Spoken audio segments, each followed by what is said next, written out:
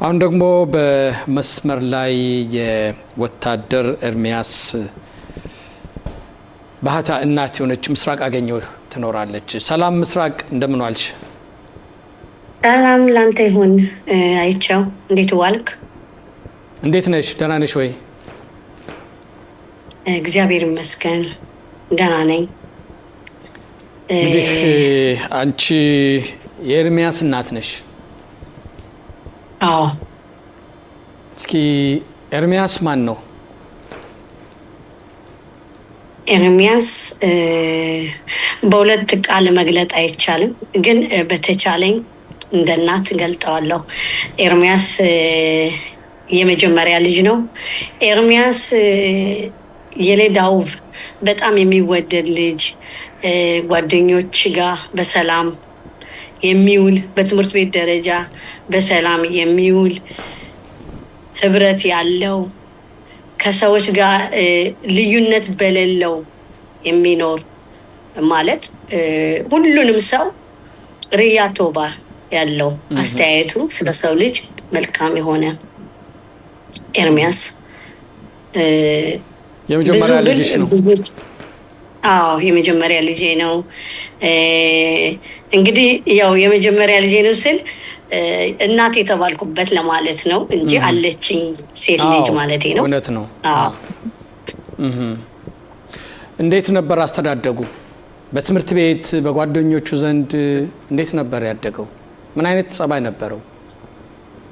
ኤርሚያስ እንግዲህ በ2007 ነው የተወለደው በኢየሩሳሌም ከተማ በካታሞን ነው የተወለደው እና የተማረው የመጀመሪያ ትምህርት ቤት የገባበት ሉሪያ ይባላል፣ በሴፈር ሉሪያ። ግን እንዴት ነው እድገቱ ስትለኝ አሁን በቃ ከልጅነቱ ጀምሮ ከማወን ከመዋዕለ ሕፃናት ጀምሮ ያለውን ባህሪውን፣ ሰው ወዳጅነቱን፣ ለልጆች ጨዋታ እንኳን ሲወስዱባቸው የሆነ ኳስ ሲወስድባቸው ሌላ ሰው ሲወስድባቸው ሂዶ ተቀብሎ መጥቶ ለዚህኛው የሚሰጥ ነው። ኤርሚያስ ማለት ሌሎችን በጎን የማያይ ልጅ ነው ማለት ከርቀት ሆኖ ይመለከታል። ልጆች ብቻቸውን ሲሆኑ ወደ ጥግ ሲሆኑ ሂዶ ጓደኝነትን እንትን ይላቸዋል፣ ይጋራቸዋል፣ ይጠይቃቸዋል። ብቻቸውን እንዲያያቸው አይፈልግም። እና ብዙ ጊዜ የመዋዕለ ሕፃናት መምህራኖች ብዙ ጊዜ ስለ ራሱ እንትን አይልም፣ ስለ ሌሎች ነው የሚጨነቀው። እና ይህ ደግሞ ጥሩ ነው ግን ደግሞም ጥሩ አይደለም ይሉኝ ነበረ። እና እኔ ደግሞ ሁል ጊዜ አይ ከሚወስድ ወይም እሱ እንትን ከሚል ለነሱ ቢያካፍል ነው። ይህን ባህሪውን ወደዋለሁ። አካፍሎ ማካፈል፣ አንደኛው እንዳይጎዳ የሚለውን ነገር ደስ ይለኛል። በጣም ወደዋለሁ። እንግዲህ እድገቱ ነው የራሱ ነው። አዎ በቀብር ስነ ስርዓቱ ትዝ ይለኛል። እኔም ነበርኩ። አስተማሪዎቹም መጣው ያነቡበት ስለሱ ተራ በተራ እየወጡ የተናገሩበትና ምን አይነት ልጅ እንደነበር እዛ ያስረዱን ነው እኔ ነበርና የአሟሟቱ ሁኔታ እንዴት ነው የተሰዋው እሱ? እንግዲህ ኤርሚያስ ያው ብዙዎቹ እንደሚያውቁት ብዬ አስባለሁ። ኤርሚያስ እንግዲህ በ27 10ኛ ወር ነው ጸባይ መጀመሪያ ሄደው ማለት ነው። ከዛ በ28 ማታ ለማታ ዞሮ ተመለሰ ማለት ነው። እና የእሱ ኮርስ እስኪጀምር ድረስ እሱ የደረጃ እንትኑ እስኪጀምር ድረስ ቤት ሰንብት ብለው 2 ሳምንት ነበር ቤት ውስጥ። ከዛ በ11ኛ ወር ተመለሰ ማለት ነው ወደዛ። እንግዲህ ኤርሚያስ የሞተው በምግብ ነው። ያው ማለት ምግብ ስል ያው መድኃኒት አድርገውበት ምናምን እንዳልሆነ ማወቅ አለባቸው። በምግብ ስል እሱ አለርጂክ ነበረ፣ የማይበላው ምግብ ነበረ እና በስህተት ከምግብ ቤቱ ነበረ ማለት ነው። እንግዲህ ከበላው ምግብ ላይ ነበረ ማለት ነው። ያንን በበላ ጊዜ ያው ቶሎ አልደረሱለትም።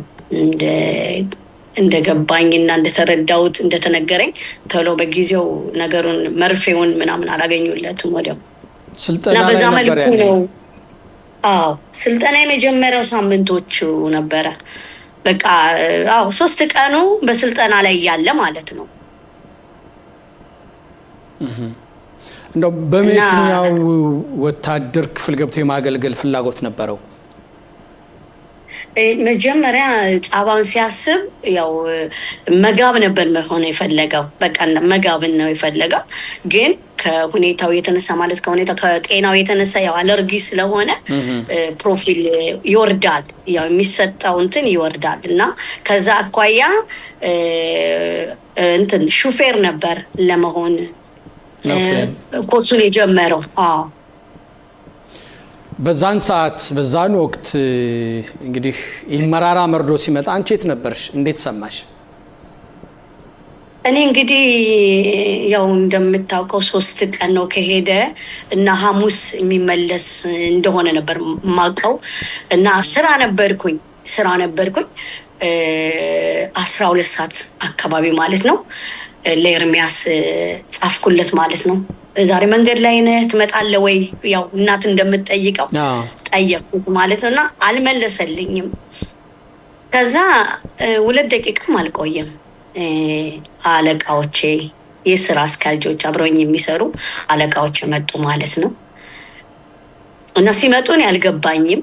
ምክንያቱም አላሰብኩትም። ያው ጦርነት ውስጥ ስላልሆነ ብዙም ስጋት አልነበረኝም። ደግሞም 3 ቀን ስለሆነ ከሄደ ኮርሱን ከጀመረው ያው ስልጠናውን ከጀመረው 3 ቀን ስለሆነ ይህን ያህል የሆነ ነገር ይሆናል ብዬ አላሰብኩም ጨርሶ። እና ያመጡት ሰዎች ሊነግሩኝ የመጡት ሰዎች ከባድ ነበር። አይቸው በጣም ከባድ ነበረ። በጣም ማለት ይህ ቃላት አይገልጠውም። ያንን ቀን ቃላት የለኝም፣ ልገልጠው አልችልም። እንዲና እንዲህ ነው ልል አልችልም። ህመሙን ማለት ነው። ጥያቄም አለ። ወዲያውኑ እየነገሩኝ እያለ ለምን እንደመጡም አልገባኝም። መጀመሪያ ላይ ጠየኳቸው፣ ምን ልታረጉ መጣችሁ አልኳቸው ማለት ነው። ምክንያቱም የለኝማ ጭንቅላቴ ውስጥ የለም ልጄ ይሞታል የሚለው ነገር ፈጽሞ ስላልነበር ማለት ነው። እና ግራ ተጋብቼ ነበረ እና በጣም ከባድ ነበር። ከባድ በቃ ይህ ነው የማይባል ቀን ነው ያ ቀን። ሐሙስ ቀን በጣም ከባድ ቀን ነበር፣ የሰማሁበት ቀን። ለመጨረሻ ጊዜ ስልክ ስታወሪው መቼ ነበር? ምን ነበር የተባባላችሁት? ሮብ ማታ ነው። አልደወልኩለትም፣ ያው እንትን ላይ ስለሚሆን ብዬ መጻጻፍ ነው። በጣም እንጻጻፋለን እኔና ኤርሚያስ ማለት በቃ በመጻጻፍ የተዋወቅነን። በጣም ነው የምንጻጻፈው፣ ሁሉን ነገር ነው የምንጻጻፍ። እና ያው እናት አይደለሁ በላህ ወይ ጠጣህ ወይ እንዴት ነው ተስማማ ወይ ያለው ነገር እንዴት ነው ብዬ ጠየቅኩት ማለት ነው። ያ የጠየቅኩት ሮብ ማታ በ9 ሰዓት ተኩል ላይ ምሽት ላይ ማለት ነው። እና ኢማ ኮልቶቭ አለኝ። በቃ እንደዚህ ነው ኮልቶቭ አኒ ብሰደር ደህና ነኝ ተስማምቶኛል አለ ማለት ያው ጓደኛም አግኝቶ ነበር እዛ፣ ሰዎች ወዲያው ተዋወቀ እና እንደዛ አለ ማለት ነው። የመጀመሪያ ቀን መቼም ብዙ መናገር አይችልም እሱ ገና 3 ቀን አይደለም። ግን ለጠየቅኩት ጥያቄ እኔንም ለማረጋጋትም ሊሆን ይችላል። ልጆች እኮ የእናትን ጭንቀትም ስለሚያውቁ ያው እንደዛ ደህና ነኝ ብሎ ነው ያለ። ደህናም ስለነበረ ማለት ነው ያው ያን ቀን ደህና ስለነበረ ደህና ነኝ አለ ማለት ነው። እና ትሽሞር አለ ጽምካራ እስክንጠብቅ አልኩት። ይሻለ በቃ በበነገታው ሐሙስ የመርዶ መጣ። ያው ሮብ እንደዛ ጠይቄ አኮልቶቭ ብሎኝ የነበረ ልጅ ሐሙስ ዕለት ሙቷል ሲሉ በጣም ይከብዳል። ማለት እንዴ ትናንት እኮ ደህና ነኝ ነው ያለኝ፣ አኮልቶም ነው ያለኝ፣ ሁሉ ነገር ሰላም ነው ያለ። እንዴት ነው ብዬ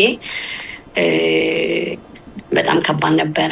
በጣም ከባድ ነበረ ያ ቀን ማለት ነው። ለእኔ በጣም ከባድ ነበረ። ይከብዳል። ዋው እስካሁን ድረስ ሳወራ ያ የሰማሁበት ቀን ስሜት አለ። ያ የሰማሁበት ስሜት አለ። እንዴት እንደሆንኩ ራሱ አላውቀውም። እንዴትም ቤት እንደደረስኩ አላውቀውም። ማለት ከቤት አይደለም የነገሩኝ፣ የሆነ ቦታ ወስደው ነው የነገሩኝ። እና ከባድ መቼም እኛ ሰዎች ነን፣ እዚሁ ነን፣ እንዲህ ቢሆን ምን እናረግ ነበር እንባባላለን። እንደው ይሄ መሆኑን ብታቂ ኑሮ እንደው ምን ታስቀሪ ነበር ከሱ? ምን አስቀር ነበር? እንደዚህ እንደው እንዲህ ባጭሩ እንደመቅረቱን ብታቂ ኑሮ እንደው ምን ነው ይሄን ነገር ሳላደርግለት ወይም ይሄን ሳላደርግ የምትይው ነገር አለ ወይም እንደዚህ ቢያደርግልኝ ኑሮ ብለሽ የምትቆጭበት ነገር አለ? በዚህ ሁሉ ነገር የገባኝ ግን አንድ ነገር ነው አይቸው። ልጆቻችን ስንት ጊዜ እንወዳቸዋለን ብለናቸው እናውቃለን? ስንት ጊዜ እውነተኛ ፍቅር አሳይተናቸው እናውቃለን? አንዳንዴ አሁን ኤርሚያስን ሳስብ ስንት ጊዜ ብየዋለሁ አልኩኝ። ስንት ጊዜ እንደምወደው ፍቅሬን ገልጬለታለሁ። በባህሪያችን እኛ እናቶች ብዙ ምናልባት ላንገልጥ እንችላለን፣ አንዳንዶች ደግሞ ምን ገልጣለን። እና ለእኔ ያ ነው እንትን ያልኩ። ስንት ጊዜ ኤርሚን ወድሃለሁ ብየዋለሁ። እና አስብ ነበር ሰሞኑን ያው የሙዚቃ ሆን እየቀረበ እየመጣ ስላለ በቃ ምን ያህል ልጆቻችንን እንወዳቸዋለን ብለናል ብዬ አስብ ነበርና ፍቅርን ያለምንም ነገር ፍቅርን መስጠት አለብን ብዬ አስባለሁ። ሰሩም አልሰሩም፣ ረዱን አልረዱን ልጆቻችን እስከሆኑ ድረስ ከኛ ድግማሽት የሚባል አለ አይደል? እኔ መውደድን መግለጽ የበለጠ መውደድ ማሳየት እንዳለብኝ ነው የገባኝ። ፍቅርን ማለት ነው እና ያለምንም የማይመለስልህ ነገር ነው። ፍቅር እኮ መልሱ ወደህ ውደዱኝ ማለት ሳይሆን እንዲሁ በነፃ የሚሰጠውን ነገር ነው ያሰብኩትኝ። እና ምን ያህል ልጄን ወድጄሃለሁ አልኩኝ ብዬ ጠየቅኩ ለራሴ ማለት ነው። ምን ያህል እንደምወደው ብዬ ጠየቅኩኝ። እና ምኑ ትዝ ይልሻል? ምኑ ይናፍቅሻል? ዋይ ድምፁ አይቸው ድምፁ ይናፍቀኛል። ድምፁ በጣም ይናፍቀኛል። ሳቁ የሆነ በቃ ልቆጣውን እንኳን መጥቼ እስቃለሁ። እሱ ጋር ስደርስ እስቃለሁ። ልቆጣ ብዬ መጥቼ እኮ ነው ልናገር የሆነ ነገር ብዬ መጥቼ ሳቄ ይመጣል። እና በጣም ያ ትዝ ይለኛል። ሌላው የተወለድኩበት ቀን ሲደርስ እሱ ነው የመጀመሪያ ስጦታ ይዞ የሚመጣ የኔን ውስጤን የሚያቀሱ ነው። እና ብዙ ነገሮች በቃ ብዙ ነገሮች ቁጣው ራሱ ይናፍቀኛል። አይገርምም? ቁጣው ራሱ ይሄ ቶሎ ቁጥት የሚለው ነገር ይናፍቀኛል። እና ቤት ውስጥ እሱ የመጀመሪያ ልጅ ነው ብያለሁ። ደግሞ ብዙ ጓደኞች ስላሉትኝ በቃ እሱ ብቻውን አይገባም፣ ሁልጊዜ ከጓደኞች ጋር ነው የሚገባው። እና ቤቱ ደግሞ ጭር ሲል እሱ እኮ አንድ ሰው ሆኖ ስንት አይነት ነገር ያደርግ ነበር። የሚቀጥለው ጥያቄ ነበር እሱ ከሞተ በኋላ ህይወትሽ ምን ይመስላል፣ ቤቱ ምን ይመስላል ቢል ጠይቅሽ ነበር። ያው እንግዲህ አንቺ ጀምረሽዋል። ህይወቴ እሱ ከሞተ በኋላ ኤርሚያስ ከሞተ በኋላ እንዴት ልበልህ፣ እንደው እግዚአብሔር ጸጋ ሲያበዛ ብቻ ነው የምትቀጥለው። አይቀጣ አንዳንድ ነገሮች የሚያስቆሙ ነገሮች አሉ፣ ግን እግዚአብሔር ሲያበረታ ስትል ትቆማለህ። ድጋፍ ሲኖር ከእግዚአብሔር ትቆማለህ እንጂ እንደዚሁ አይቻልም። እኔ ቤት ውስጥ እገባለሁ፣ አሁን ግብት እላለሁ አይደለ? 5 ሰዓት ላይ እሱ ይመጣል። 5 ሰዓት ከሰዓት ማለት ነው፣ አሁን ከ2 ሰዓት በኋላ ማለት ነው። እና ሲመጣ ይደውላል። ኤማ አሁን ማድርጎቱ ጋር ልወጣ ነው እያለ ነው እየደወለ ነው የሚመጣው። እና ያ ይናፍቀኛል። ያ የሚለው ነገር አለ፣ በቃ ያልተለመደ የሚለው ነገር አለ። እሱ ጋር ብቻ የሆነ ነገር አለ እና ይናፍቃል። ልጅ እንዴት አይናፍቅም? እኔ ሁሉ ነገሩ ነው የሚናፍቅ እንጂ ይናፍቃል። ሁሉም ይናፍቃል። ምንም የእሱን ቦታ ሊይዝ የሚችል ነገር የለም ብዬ አምናለሁ። ያው እሱ በሞተ ቀብሩ ስነ ስርዓትም ተገኝቼ ነበር። እዛም በኋላም ቤትም ያው ከምትኖርበት ከተማ ማሊያ ዶሜም እዛ አካባቢም ሰሞኑንም ትንሽ ብቅ እያልኩ ማይቼ ነበርኩና ይህ ማህበረሰቡ የነበረው ትብብር በተለይ ጓደኞቹ መጣው እንደዛ ተሰባስበው ቁጭ ብለው ግማሾች ሲያለቅሱ ግማሾች እሱን ሲያስቡት አይቻለሁና እንደው ለመጨረሻ ያህል ማለት የምትፈልጊው ነገር በእኝና በዚሁ እንሰነባበት። እሺ ያው የህብረተሰቡ እንዳልከው ነው። በቃ ከኔ በላይ ኤርሚያስን ያውቁታል። የሚገርመው አሁን በዚህ ሰሞን እያየው ሳለ ማለዶሜ ከኔ በላይ ያውቁታል ማን ኤርሚያስ እንደሆነ ማለት ነው። እና ትናንትናም ከትምህርት ቤቱ ተቀርቼ ነበረ ስለሱ ላወራ ማለት ነው። በጣም የሚገርም ሁኔታ ነው ያደረጉለት እና በቃ የማየው ነገር ስለሱ እስካሁን ድረስ ከነሱ ጋር እንዳለ ነው። በትዝታም በንግግራቸውም ስታይ፣ በቃላታቸውም ስታይ፣ በሚናገሩት ነገር አብሯቸው ያው የሱ አባባል ሁሉ እነሱ እየተጠቀሙበት አለና ያለውበት ያው ከብዳል፣ ቀላል አይደለም።